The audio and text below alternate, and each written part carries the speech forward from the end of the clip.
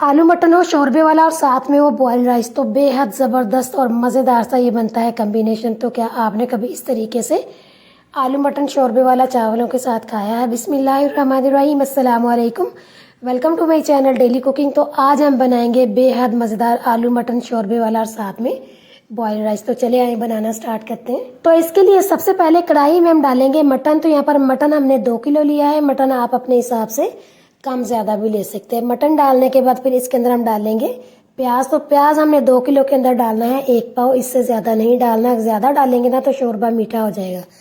प्याज को आपने मोटा मोटा काट करना, जितना मोटा आप प्याज डालेंगे ना उतनी जल्दी ही ये गलेगा। फिर साथ इसके हम डाल देंगे दरमियाने साइज का 1 टमाटर। टमाटर को आपने 2 पीसेज में कट करना, इसे आपने ज़्यादा पीसेज में कट नहीं करना। ज़्यादा पीसेज में कट करेंगे ना तो ये जल्दी नहीं गलेगा। और टमाटर आपने इसमें ज़्यादा नहीं डालने, बस एक ही डालना। ज़्यादा डालेंगे ना तो शोरबा खट्टा हो जाएगा, फिर अच्छा नहीं लगेगा। फिर उसके बाद इसमें जाएगा 3 खाने के चम्मच भर के लहसुन और अदरक का पेस्ट। फिर जाएंगे इसमें कुछ स्पाइसेस, तो जिसमें नमक हस्बे जायका, 1 खाने का चम्मच पिसी लाल मिर्च, 1 खाने का चम्मच कुटी हुई लाल मिर्च, 1 चाय की चम्मच हल्दी जाएगी, आधी चाय की चम्मच और धनिया पाउडर इसमें जाएगा 1 खाने का चम्मच भर के। फिर इसमें जाएंगे कुछ साबुत गरम मसाले, जिसमें सफेद जीरा लिया हमने यहाँ पर 1 खाने का चम्मच, 10 से 12 जाएंगी साबुत काली मिर्चें। फिर उसके बाद इसके अंदर हम डालेंगे सब्ज़ इलायची 1। फिर जाएगा इसमें जवित्री का 1 छोटा टुकड़ा, 3 से 4 छोटे टुकड़े जाएंगे दालचीनी के और 2 से 3 जाएंगे इसमें लौंग। मसाले डालने के बाद फिर इसके अंदर हम डालेंगे 1 लीटर पानी।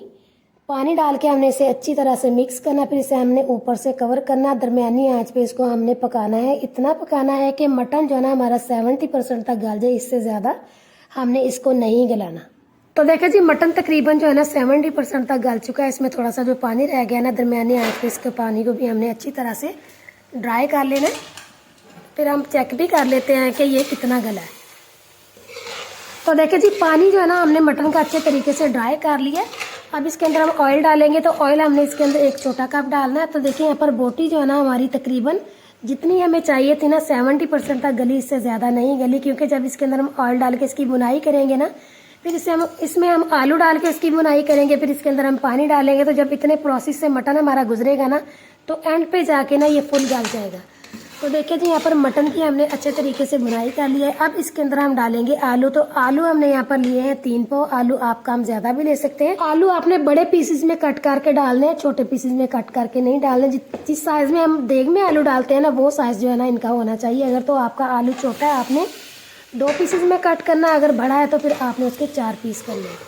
आलू डाल के मज़ीद इसकी हमने 3 से 4 मिनट के लिए अच्छी तरह से बिल्कुल हल्की आंच में बुनाई करेंगे। ये सारा काम ही बुनाई का होता है। जितनी अच्छे तरीके से इसकी हम बुनाई करेंगे ना मटन हमारा उतना ही मज़ेदार बनेगा। और अगर बुनाई करते करते थोड़ा थोड़ा सा ये साथ लगना शुरू हो जाएगा ना तो फिर आपने इसके अंदर थोड़ा सा पानी डालना है। पानी डाल के फिर से आपने इसकी अच्छी तरह से बुनाई करनी है। जिस तरह ये देखें हमने थोड़ा सा पानी डाला है। अब इसकी हमने 2 से 3 मिनट के लिए मज़ीद अच्छी तरह से बुनाई करनी है। बुनाई करने से ही जो है ना हमारा सालन बहुत मज़े का बनेगा।